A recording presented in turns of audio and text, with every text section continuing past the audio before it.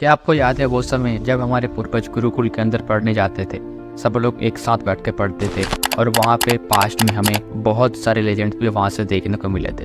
लेकिन उसके बाद आता है 1757 से लेकर 1947 तक एक टाइम पीरियड जहाँ पे ब्रिटिश सरकार हमारे देश में आता है और सब कुछ लूट के चले जाता है। लेकिन जाते जाते एक ऐसा सिस्टम बना के चले जाते हैं जहाँ पे हम लोग आज भी, हमारे इंडियन का यूथ वो बहुत ही बुरी तरीके से जूझ रहा है। और उस सिस्टम का नाम है, आप सब कैसे कर चुके होंगे, हाँ मैं बात कर रहा हूँ इंडियन एजुकेशन सिस्टम के बारे में। इंडियन एजुकेशन सिस्टम एक ऐसा सिस्टम है जहाँ पे अगर आप आते हो तो आपको स्लेव ही बनना होगा। 99% बच्चे यहाँ पे स्लेव बनते हैं और इसका ऐसा बुरा हाल है कि बहुत सारे बच्चे इसका प्रेशर झेल नहीं पाते हैं और वो सुसाइड भी कर लेते हैं।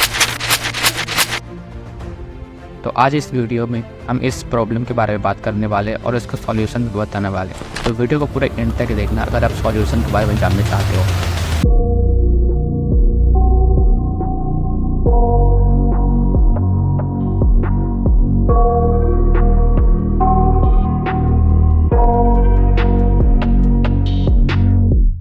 I got nightmares in my head, I fear that the thoughts build up until I can't hear, that my mind fills up into a creature, and it haunts me somewhere much deeper.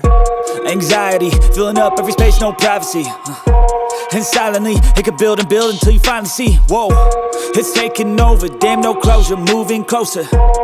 No exposure, I just wanna be a loner. Some can't stay sober, looking over all their shoulders, like moving number 1, rote learning. Rote learning यानी आसान भाषा में रट्टा मारना। आज India में school colleges में जितने भी बच्चे टॉप करते हैं उनमें से 99% बच्चे सिर्फ रट्टा मारते हैं और बस एग्ज़ाम में जाके वही चीज़ छिप के आ जाते हैं। और अगर उनसे पूछा जाए एग्ज़ाम के बाद कि उन्हें क्या पढ़ा, वो बता भी नहीं पाते। इस मेथड से तो हम लोग आगे नहीं बढ़ सकते। इस प्रॉब्लम की वजह से एक और प्रॉब्लम आ रहा है जो कि है लैक ऑफ प्रैक्टिकल नॉलेज। हज़ारों साल पहले जब हमारे परदादा या फिर उनसे भी पुराने कोई लोग जब गुरुकुल में पढ़ने जाते थे तब उन्हें प्रैक्टिकल नॉलेज ज़्यादा सिखाया जाता था, ना थियोरेटिकल नॉलेज।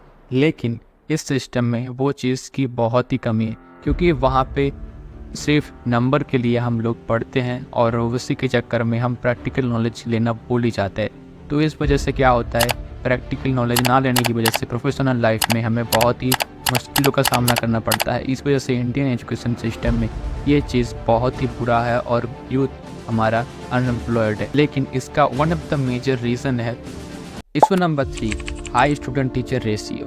रूरल एरिया के अंदर स्टूडेंट्स का मुकाबले टीचर्स इतने कम है कि उनके ऊपर इंडिविजुअल ध्यान देना पॉसिबल नहीं होता है। इस वजह से वहाँ पे काफ़ी सारे बच्चे स्कूल्स में इलिटरेट रह जाते हैं और ऐसे भी केसेस सामने आया है कि कुछ स्कूल में टीचर्स खुद ही एडुकेटेड नहीं है या फिर क्वालिफाइड नहीं है उन बच्चे को पढ़ाने के लिए। तो वहाँ पे भी ये गैप जो है एजुकेशन का वो हमें देखने को मिलता है। लेकिन सबसे बड़ा गैप, सबसे बड़ा प्रॉब्लम है इस एजुकेशन सिस्टम में, वो है इशू नंबर 4, आउटडेटेड करिकुलम। इस तेज़ बदलती दुनिया में अगर हम सबको सर्वाइव करना होगा तो हमको टाइम टू टाइम अपडेट रहना होगा। इस करिकुलम के अंदर हम सब लोग पीछे रह चुके हैं बाकी सारे दुनिया से, इसके लिए हम टाइम के साथ साथ अपडेट नहीं हो पा रहे हैं। लेकिन कोई बात नहीं, हमारे पास कुछ सॉल्यूशंस भी है जिसकी मदद से मुझे लगता है अगर इन सब को चीज़ों को अप्लाई किया जाए तो हम लोग थोड़ा बहुत तो बेटर जा सकते हैं अभी जिस स्थिति में हम लोग हैं।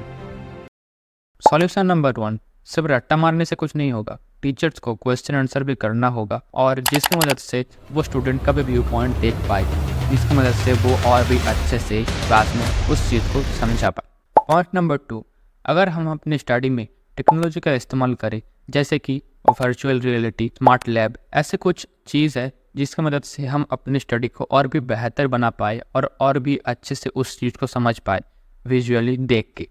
Point number 3, the most important point, teachers को भी टाइम के साथ साथ अपडेट रहना होगा। टीचर स्टडिंग प्रोग्राम को और भी अच्छे से बनाना होगा जिसकी मदद से वो टाइम टू टाइम चीज़ के साथ अडेप्ट कर ले और उस चीज़ को क्लास में जाके और भी अच्छे से समझा पाए। तो ऐसे कुछ सॉल्यूशंस था जो मुझे लगता है कि इनको अगर अप्लाई किया जाए तो हम बेहतर बन सकते हैं अभी जिस स्थिति में हम लोग हैं। तो कमेंट करके बताना आपका व्यू पॉइंट क्या है। और कुछ दिन पहले इसी इंडियन एजुकेशन सिस्टम के अंदर एक स्कैम हुआ था, अगर उसके बारे में आपको जानना है तो राइट वाले वीडियो पे आप क्लिक कर सकते हैं।